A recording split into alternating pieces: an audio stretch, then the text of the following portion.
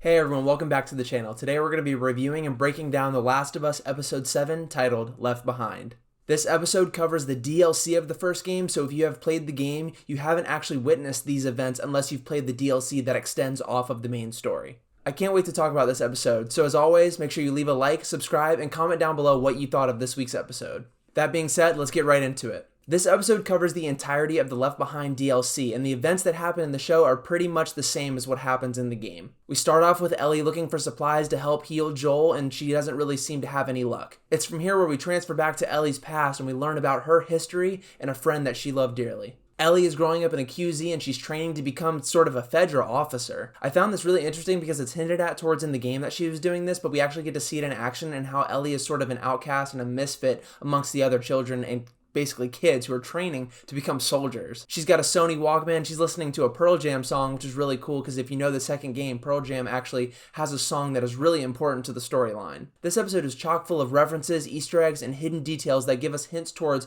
what might be coming in the second season. At night, Ellie's getting ready for bed and she has a visitor come in the night, and this turns out to be her best friend Riley, who has been missing for the past couple of days. Riley says that she has something to show Ellie, so they sneak out during the night. There were a couple great character moments here between Riley and Ellie, and it really elevated Ellie's character arc, sort of. You know, we get to really learn more about her past and kind of get to grow with her even more. And honestly, like I've said in previous videos, Bella Ramsey is the standout star of this series. Throughout this whole episode, we get some really great moments between Riley and Ellie and how they talk about the differences between Fedra and the Fireflies and how they're kind of one and the same. They both want the best for humanity, but at the same time, to elevate one group, you have to put down the other. And it's really interesting because they both have the same goals, but are going about it in different ways and are both evil and both good in their own eyes. Now, we get somewhat similar dialogue in the game, but it's really elevated here and really fleshed out more. Ellie's asking all of these questions as to where's Riley been, what is she doing, and she finds out that she's been working for the Fireflies and actually is becoming a Firefly. Ellie doesn't believe her and they sort of have all of these moments discussing what the right thing to do is, why are you doing this, etc. And I really think this was the highlight of the episode for me, bar a couple things that happened later on. I actually watched this episode with friends who didn't know the story of the DLC and actually the story as a whole, so it was really nice getting that other perspective and seeing what they thought of the things that were going on. As we know, if you've played the game, this story goes hand in hand with the show, and we get these wonderful moments between Riley and Ellie where she takes her to the mall, an abandoned place where there's tons of fun activities for Ellie to enjoy. They get to go on a carousel, they get to go on an arcade, and then they get to go into a Halloween store. It was just really wholesome moments. Again, this show has done a great job of providing an apocalyptic setting that have these bursts of happiness spread throughout. The events that take place really are almost verbatim of what happens in the game, with a couple little differences sprinkled throughout, and there was one that I actually really wasn't a fan of. The scene where they go into the arcade machine and they actually turn on the arcade and they play the games like you would if it was real life. This is different than what happens in the game. The arcade machine isn't actually on. She's having to mash these buttons with her eyes closed, moving the joystick and everything, and really has to use her imagination, and I honestly think that was way more emotionally impactful, especially considering what happens in the second game.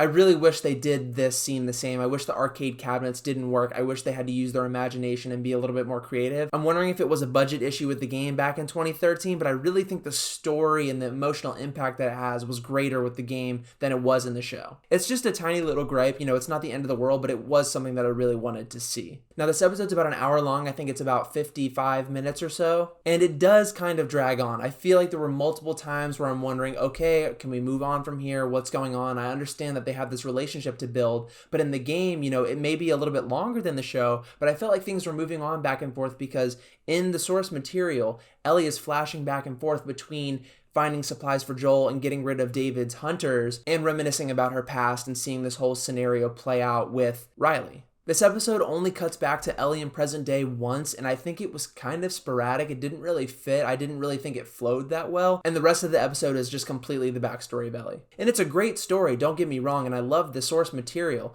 but I feel like it was a little dragged out. This leads me to my next point about how they handled the infected situation in the episode. Ellie and Riley are having these wonderful moments together, and they have a really intimate moment where they realize they can be more than friends, and they want to stay together, and they want to live this happy life. And of course, in this show, once you fall in love with somebody or once you form an emotional connection, you're done. No one can have anything happy. Then, of course, the mall wasn't empty of infected. There actually was a stalker nearby, and it found them and attacked both of them. In the process, both Ellie and Riley get bit, and they realize that they're done. And this is the moment Ellie has referenced multiple times in previous episodes that we finally are getting clarification and clarity on. She wasn't alone when she got bit. She actually lost someone, so when Joel snapped back at her for saying you have no idea what loss is, she actually does. We get the amazing moment where Riley tells Ellie, let's just sit this out and die happy together and lose our minds. It was really sort of peaceful and reassuring for Ellie because right before this, Ellie was so angry about what happened. She was smashing things with a bat. She was screaming. She was hating the world. She couldn't believe what was happening. And Riley was sort of that focusing point, that guiding light that she needed, and she ends up losing her. And of course, Ellie thinks that she is going to die too, but she doesn't because she's immune. We flip back to present day where Ellie is searching for supplies to save Joel, and it kind of does a really good job at doing a full circle theme with this episode where Ellie is so scared of the idea of losing somebody, and she's thinking about these moments in her past with Riley while Joel is dying, and she's doing everything she can to prevent herself from losing him because she doesn't want to be alone again. She doesn't want to experience the trauma that she's had in the past. And I feel like this is kind of the main message of the story. Confront your past. Don't repeat the past. Be better, Take care of the people you love. Don't be afraid to love. Essentially, love is the main theme of these stories. Now, it's at this point the episode ends. Before I give my thoughts, I wanted to shout out a couple really cool Easter eggs that were in this episode. When we see Ellie's bedroom, we see these pictures of dinosaurs, these posters, and it really gave a lot of hints towards The Last of Us Part 2. Which, of course, they're making the season for it now, so we know that these moments that are going to be hinted at in this season are really going to pay off in the future. I am just so impressed with Bella Ramsey's performance. Anyone who said that she would be bad or wouldn't do a good job has been completely proven wrong. She killed it again. And just the emotional, situations that she's put in, she's acting like it's real. It doesn't feel like a performance. It feels genuine. That last episode where Henry dies and she gives that gut-wrenching scream. I mean, that is authentic. That feels real. And I'm really, really getting the sense that she can play a fantastic version of Ellie from Part 2 as well. Speaking of that, we're really seeing the violent side of Ellie's show here and how that's going to develop later on. Now, this was a much slower episode, and I do think it may be my least favorite out of all of them, but that's not to say it wasn't good. I really enjoyed it. I loved this story. I wasn't going to hate it in the first place, but I think this show is having a problem with pacing in a sort of action sense. In the source material, we are so used to killing so many infected and seeing so many clickers and zombies, not zombies, but many different types of infected people. And in the show, we're only kind of seeing 1 or 2 per episode, if that. With the exception being the last week's episode with Henry and Sam, where we actually got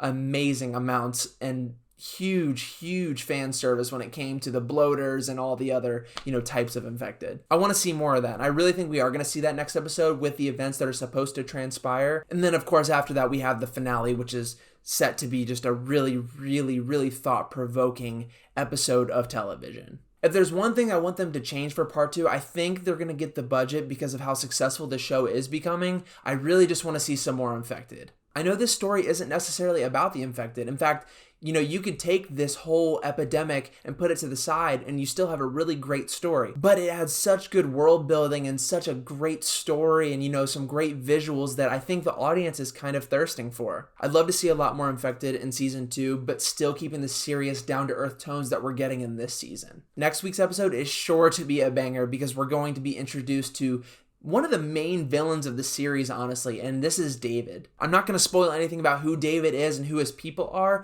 It looks like they're actually going to be changing a couple things up, but still keeping the main beats the same. I just really hope they keep some of the same scenes that happen in the game in the show because they're just so pivotal and they're so perfect, honestly, that, it's going to be a task to recreate them in live action. And I have complete faith in Bella Ramsey, at least. Pedro Pascal, I want to see more of. He didn't get to do anything really this episode, and we haven't had as much time with him as we have with Ellie. But this next episode, I'm sure we're going to see the violent side of Joel and what he's willing to do to protect the ones he cares for. This episode really just got me excited for the future. I cared about this episode, and I loved the story, and the relationship between Riley and Ellie is just, so magical for a young person to experience such a care for a person and then lose it like that. It makes them mature. Ellie was just this kid, but ever since that day, she has been a toughened, hardcore survivalist. I want to know what you guys thought about this episode. Where did you put it on the scale? I think I'm going to give it sort of a 7.5